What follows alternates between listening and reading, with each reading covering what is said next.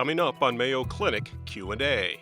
Get whatever vaccine is available to you. These are highly effective vaccines. They are safe vaccines insofar as we can tell after 100 million doses. And this is how we're going to get out of this situation. But even with the rapidly expanding vaccine rollout, the U.S. could still see a surge of COVID cases this spring. I think most of us expect a major surge because of spring break travel and the concomitant relaxation of restrictions and the sort of COVID fatigue that all of us do feel in one way or another. Welcome, everyone, to Mayo Clinic Q&A. I'm Dr. Helena Gazelka. We're recording this podcast on Monday, March the 22nd, 2021. Spring is here, even in Minnesota. It was warm this weekend. And now many people are getting vaccinated and life is kind of getting back to a new normal. Well, Dr. Greg Poland, virologist and infectious disease expert at Mayo Clinic, is here to discuss this with us today, along with ongoing topics about COVID-19. Thanks for being here, Greg. Yes, good to be here and happy springtime. Yes, it's wonderful. It feels like spring. I may be a little premature saying that, but the calendar says we're right. Yeah. You never know what's going to happen in Minnesota, though. Say, Greg, catch us up on the vaccination rates in the United States. You know, we're doing surprisingly well. You know, the goal set by the new administration was 100 million doses in 100 days. I think they've already surpassed that. That's amazing. We're at a point now where 17% of US adults are fully vaccinated. 40% of those who are 65 or older are fully vaccinated. 40% of people over the age of 65. And many states now are beginning with this increased supply to open up and minimize any, restrictions. So this is a very, very good sign. Well, speaking of opening up and minimizing restrictions, I'm seeing all kinds of articles and news reports about spring break. Apparently it is spring break time in America and many are gathering on the beaches. So tell us how this might affect things going forward. Do we expect surges? Are we concerned about variants? What do you think about this? Very, very concerned about variants, particularly the so-called B117 or UK variant, also called the Kent variant.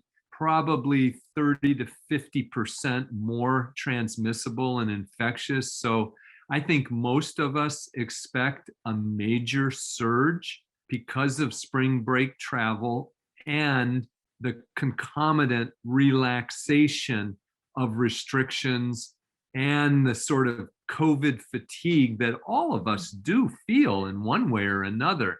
That combination is not a good combination, and I'm pretty sure we're going to see a fourth surge now. We've done this over and over where we see a plateau, relax restrictions, only to have a higher surge than before. And this time it's with a variant of more concern. I have a question about vaccinations and pregnant women. Yeah. Some reports that if someone receives a vaccine during pregnancy, that they are able to pass on immunity to COVID-19 to newborns. Yeah, this is a piece of good news. There's just a case report pending. This is one pregnant woman who got one dose. I think it was the Moderna vaccine. And then within 3 weeks or so delivered her baby. So she got one dose prior to delivery. And that baby did have antibodies, low level, but nonetheless antibodies, which suggests that that can be transferred from mother to child and therefore protect that child in those early months before they might have an opportunity to eventually get immunized. We also know that it can be passed in breast milk too, which is another advantage. So we need more data on this, more mothers to be studied, but at least in this one case, it could be demonstrated. That is really interesting, Greg, because we have had so many questions about whether someone should receive the vaccine during pregnancy. And we have also talked about the fact that sometimes immunizations are not effective in the very, very young because of Yeah. their inability to form antibodies. So an Yeah. interesting protective strategy. Yeah, Perhaps. and we do that with pertussis. We do this with influenza, and I think you're exactly right. Now the manufacturers are planning studies down to somewhere between 2 months and 6 months of age. So we'll know more and more. And there's a large study going on now of vaccine in pregnant women. So again, we'll have more and more data involving thousands and tens of thousands rather than small groups of numbers. Greg, peripheral neuropathy or nerve type of pain, particularly in the feet, sometimes in the hands, but usually in the very distal parts, so the ends of our feet and toes or hands, soles of feet sometimes can be affected by these type of nerve pains called peripheral neuropathies. Yeah. Is there any connection between those or concern with those type of disorders and COVID-19 vaccinations? Yeah, certainly, I've heard anecdotal reports from patients and in the media, but honestly, when you look at the clinical trial data and you look at VAERS reports, so safety reporting, nothing has shown up yet in terms of any kind of peripheral neuropathy in association with the vaccine. And we're over 100 million doses then. So you never know whether you could be in a situation where somebody has a neuropathy or a predisposition. They get a vaccine that could be, it does stimulate an immune and inflammatory response. Could they have some transient symptoms that resolve on their own? Certainly possible. Have we seen cases that where they had no such symptoms, got a vaccine, developed this, and had no predisposing factors, and they continue to have it? No. Very interesting. Okay, here's a question that could concern many of us, including our listeners who like to have a glass of wine at night or once in a while. Is it okay to drink alcohol between doses of the COVID vaccines? Yeah, I think we don't have any concern here with, dare I say, reasonable use. Now, what do I mean by that? Certainly somebody who is overusing or abusing alcohol, what we would call alcoholism or an alcohol use disorder, those individuals do have compromised immune systems because of end organ damage that occurs. But if you wanted to have a glass of red wine with your cheese and crackers in the afternoon or your dinner, no issue whatsoever in that. It is not going to affect the immune response. Well, I am very glad to hear you say that, Greg. Thank you. So it isn't a problem with the alcohol itself, necessarily having a glass of wine. It's the effects of alcohol. The longer term effects or of overuse. Yes. That makes sense. Tell us about Moderna and what they are working on in terms of the next generation of vaccines. Yeah, so what Moderna is doing, and let me just define here when we talk about next generation vaccines, these are any of the next cycle of vaccines. So Moderna has several different next generation vaccines. One is being developed in regard, as many of the manufacturers are, in regard to the variant viruses that are arising. The particular one that you're hearing about, which is called the Moderna mRNA 1283, is a vaccine being developed to be refrigerator stable. Right now, it has to be kept in a freezer and has a limited, time that it can be out of a freezer. So they're working on cold stability. But the other interesting thing they're looking at when they do this phase 1 study is they're going to look at the current 100 microgram dose as 1 dose versus 2 dose and compare that to a 10, 30, and 100 microgram dose, which, if that turned out to be possible, you have now, let's say you have the 10 a microgram dose, you have now expanded the vaccine supply with that vaccine tenfold. Yes. Wow. Which is really important, because one thing that's important, yes, we need to protect everybody in our country, but everybody in every country needs to be protected. And so you may have heard, in fact, the US is going to sell some of its vaccine, maybe even donate, I can't remember which one, to Mexico and Canada, Oh, I where hadn't. they've had a tighter vaccine supply. Well, that's fantastic, because there's a lot of movement, across borders. So the sooner the world is vaccinated, we will, as they say, you are now free to move around the country. That's right. We're all looking forward to that a little bit more. Yeah. I'm going to move to just a little different topic, but one I've been a little bit curious about myself and wondered what you think. In the beginning, there had been a lot of talk about this contact tracing. So in other words, if someone was positive for COVID-19 or became ill, that they would contact the contacts of that person to see if they would need to be tested, or to kind of follow how the virus was moving, I think, within the population partly too. And now there were so many people with COVID-19 that it almost became impossible, I'm sure, to track. Do you think that will become important again as we talk about the variants? Yeah, good question, Helena. I mean, you're right that the contact tracing was just very quickly overwhelmed, other than in small local situations. We're at a stage now where about 1 out of every 10 or so Americans has been infected. We have lost about 1 out of every 590 Americans to COVID.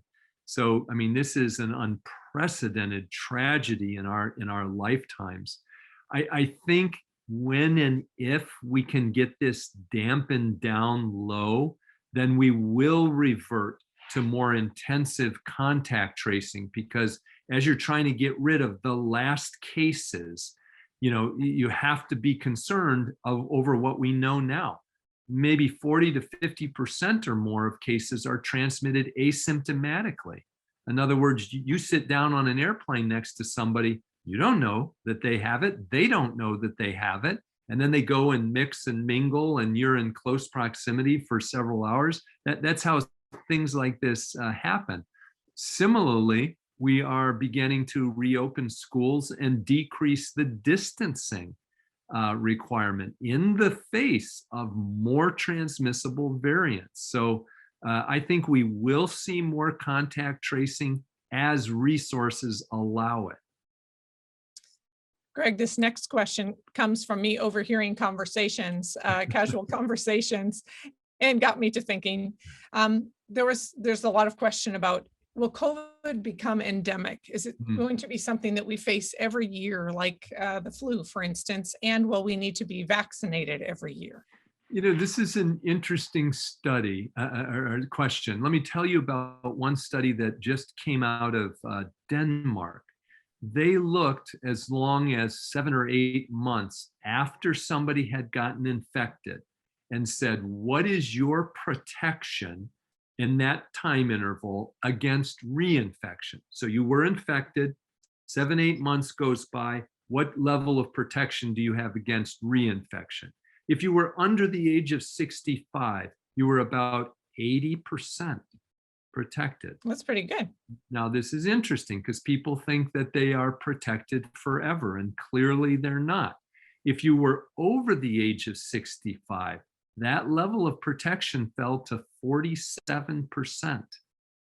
So it is clear that people who have had infection can get reinfected. So that's one important point. The second point is that we know with seasonal coronaviruses that people do repetitively get infected.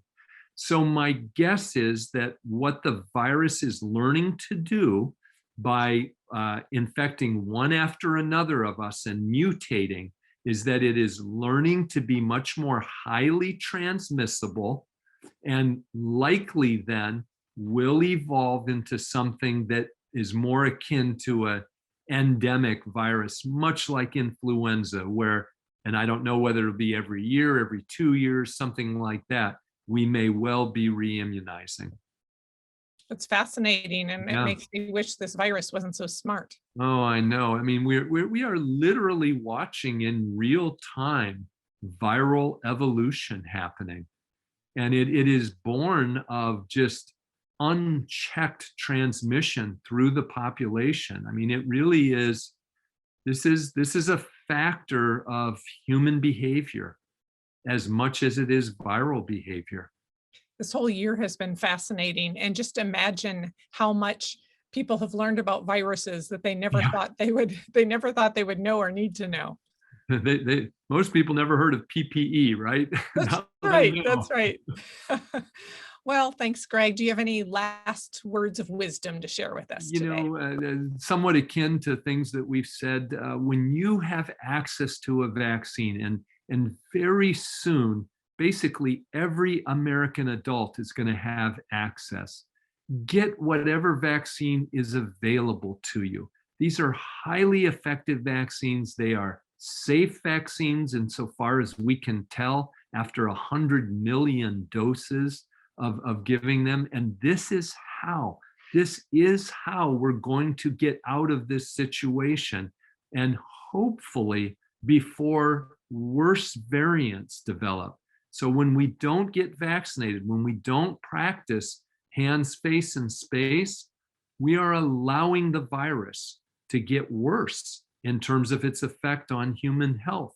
So this is really, really important. And we have to all work together to, smash the misinformation, the disinformation that occurs, and which is harming people.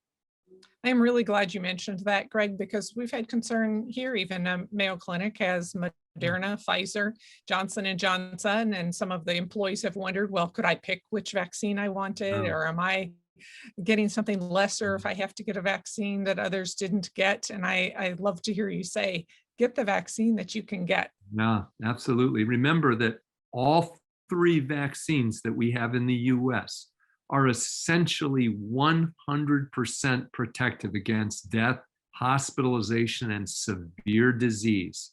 It gets lesser when you go down to moderate or mild disease, and we care about that. But the first thing is, we don't want you to be hospitalized. We don't want you to die as a result. And these vaccines are better than any other vaccines we have in preventing that. I had read an article with the CEO of Pfizer saying, get whatever vaccine you can get. And I thought, well, isn't that telling? He's not trying to sell a vaccine. We're trying to get the population vaccinated. Yeah, this is human health. At one level, it boils down to, would you barrel down the highway without seat belts, good tires, brakes, and airbags? No. Why would you do it with a virus like this that is so widespread? Hands, face, space, and vaccinate. And vaccinate. It was that last one we had to tag on there. Thanks so much for being here, Greg. My pleasure.